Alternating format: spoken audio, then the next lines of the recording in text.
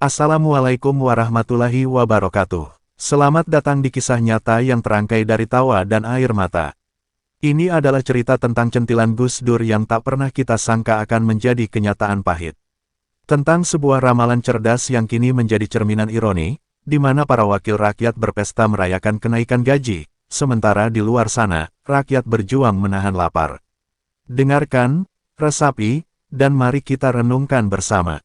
Jangan lupa bantu subscribe, like, dan share channel ini agar cerita ini bisa sampai ke lebih banyak telinga.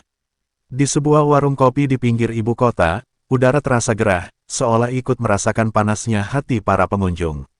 Sekelompok bapak-bapak, dengan wajah yang dihiasi kerutan lelah, terpaku pada televisi butut di pojok ruangan. Layar itu menayangkan berita yang menggemparkan, gaji dan tunjangan anggota DPR akan naik, di saat harga kebutuhan pokok melambung tinggi.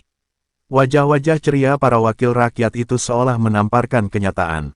Kamera menyorot senyuman lebar, tawa renyah, bahkan beberapa dari mereka terlihat berjoget kecil, merayakan keputusan yang baru saja disahkan. Sementara di luar sana, jeritan rakyat tak terdengar. Ibu-ibu di pasar menawar harga telur, para petani mengeluh hasil panennya tak sebanding dengan biaya, dan buruh pabrik terancam PHK. Lihat itu, gumam Pak Didi, seorang pensiunan guru SD. Suaranya bergetar menahan amarah. Mereka berpesta, kita yang bayar. Ini bukan lagi mengabdi, ini sudah menjadi panggung sandiwara. Dulu, Pak Didi sering menganggap kata-kata Gus Dur sebagai lelucon. Nanti kalau sudah tidak jadi presiden, saya mau jadi ketua DPR. Soalnya gajinya gede dan bisa tidur. Kalimat itu dulu terdengar konyol, tapi kini terasa seperti ramalan yang terbukti. Gus Dur seolah sudah tahu, jauh sebelum kita, bahwa kekuasaan akan menjadi komoditas, dan jabatan akan menjadi ajang menumpuk kekayaan. Rasa miris itu semakin dalam saat seorang reporter menyiarkan berita dari luar gedung DPR. Ia berbicara tentang besaran kenaikan gaji, tentang tunjangan ini dan itu, sementara di latar belakang, terlihat seorang ibu tua mengais sisa makanan di tong sampah.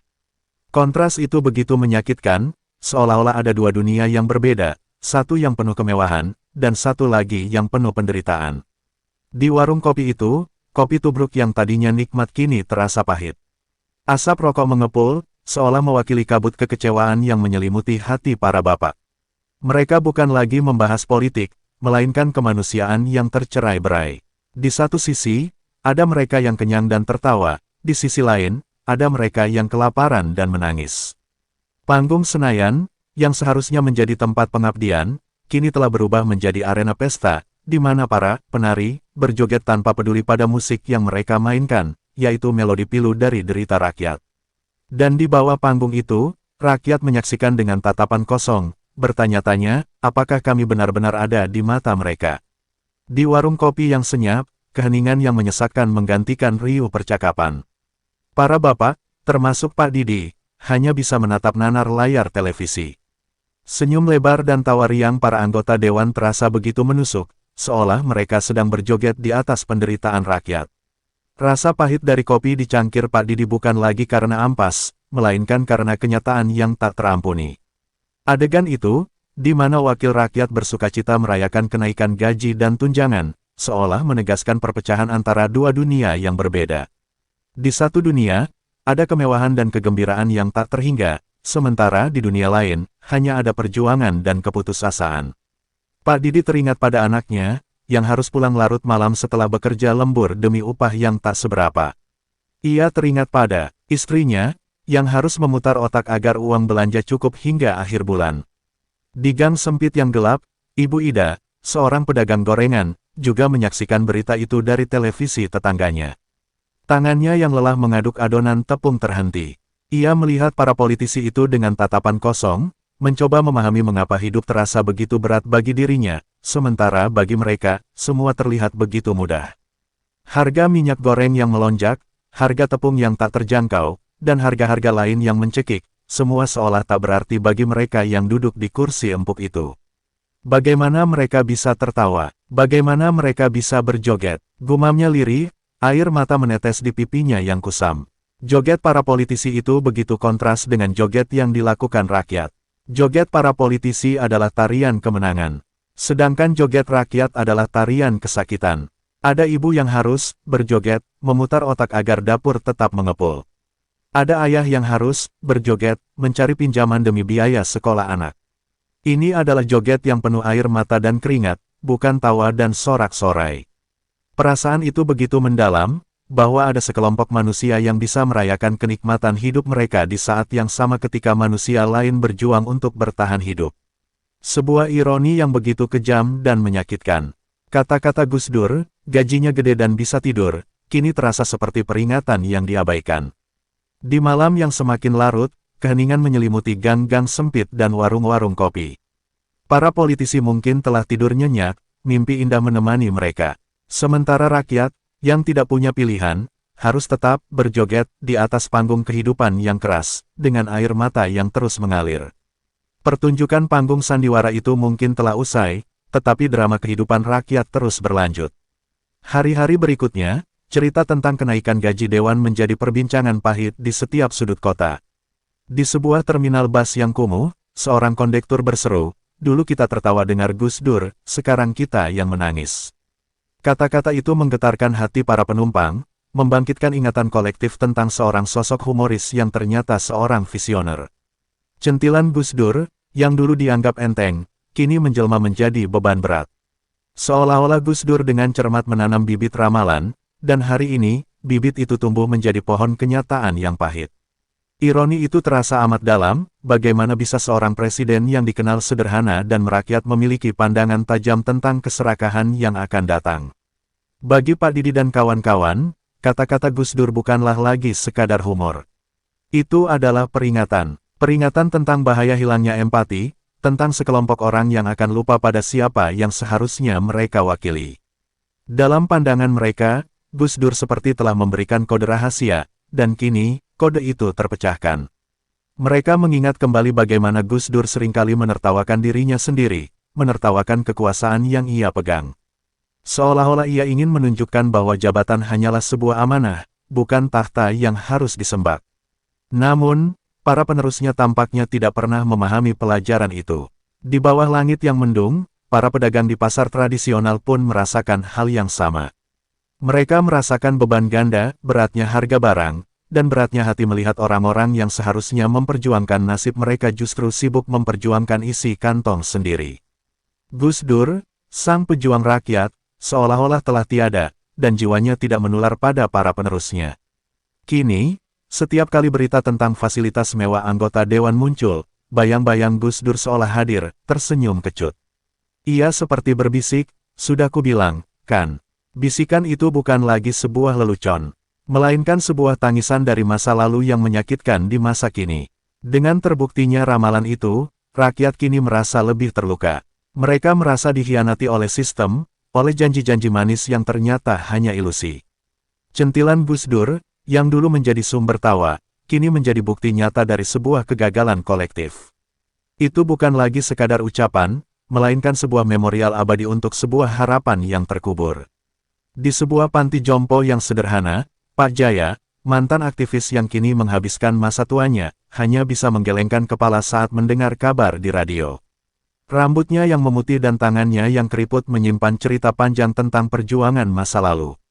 Ia dan teman-temannya dulu turun ke jalan, melawan rezim otoriter dengan harapan mewujudkan negara yang berpihak pada rakyat. Namun, harapan itu kini terasa hampa. Politik, yang dulu ia yakini sebagai jalan untuk melayani, telah berubah wujud menjadi ajang pesta. Kursi di Senayan bukanlah lagi tempat berjuang, melainkan tiket masuk ke dalam sebuah perhelatan mewah. Di sana, para tamu bisa menikmati hidangan lezat dan fasilitas serba ada, semuanya dibayar dari keringat rakyat. Pesta ini punya aturannya sendiri. Aturan yang tidak tertulis, di mana empati adalah tamu yang tak diundang dan kepentingan rakyat hanyalah hiasan. Setiap keputusan yang diambil, setiap undang-undang yang disahkan, seolah didedikasikan untuk memastikan pesta ini tidak pernah berakhir. Rakyat hanya menjadi penonton, menyaksikan dari kejauhan, dengan perut kosong dan hati yang tercabik-cabik. Pak Jaya memejamkan mata, membayangkan wajah Gus Dur. Ia teringat bagaimana Gus Dur selalu merayakan kesederhanaan. Gus Dur pernah menolak naik mobil mewah, lebih memilih berjalan kaki atau naik mobil biasa. Baginya, kekuasaan bukan soal kemewahan, tetapi tentang pengabdian. Sebuah filosofi yang kini terasa begitu asing di gedung-gedung pemerintahan yang megah. Kita dulu berjuang demi keadilan, bisik Pak Jaya pada dirinya sendiri. Tapi mereka sekarang berjuang demi kekuasaan. Suara radio terus berkumandang, menceritakan tentang rencana pembangunan fasilitas baru untuk anggota dewan. Sementara di luar jendela panti jompo, terlihat seorang ibu yang menggendong anaknya, berjalan gontai, mencari pekerjaan. Kontras yang begitu kejam dan tak berperasaan. Pesta di dalam gedung, kesengsaraan di luar. Pak Jaya membuka matanya, menatap langit senja. Ia merasa ada yang hilang dari jiwa bangsa ini. Sebuah idealisme yang terkikis, sebuah janji yang dilupakan. Politik, yang seharusnya menjadi alat untuk menyejahterakan, kini hanya menjadi alat untuk merayakan keserakahan. Dan pesta ini, tampaknya, akan terus berlanjut tanpa batas. Di warung kopi yang kembali ramai, Pak Didi dan kawan-kawan masih tak bisa melupakan kabar-kabar menyakitkan itu. Obrolan mereka kini tidak lagi hanya sebatas keluhan, tapi juga tentang sebuah harapan. Mereka semua sadar, centilan Gus Dur bukan hanya lelucon, tapi juga sebuah seruan. Sebuah seruan untuk bangkit dari kepasrahan. Gus Dur sudah membuka mata kita, kata Pak Didi dengan suara yang lebih mantap dari biasanya. Sekarang, kita yang harus bertindak. Kalau kita cuma diam, pesta mereka akan terus berlanjut. Seruan itu terasa kuat. Pak Didi dan teman-temannya menyadari bahwa kekuasaan tidak akan berubah jika rakyat tidak mendesak. Gus Dur sudah menunjukkan jalannya, dengan berani mengkritik lewat humor yang cerdas. Kini giliran mereka untuk berani bersuara, tidak hanya mengeluh di warung kopi. Inilah momennya, momen di mana rakyat harus kembali menuntut janji. Menuntut pertanggungjawaban dari para wakilnya.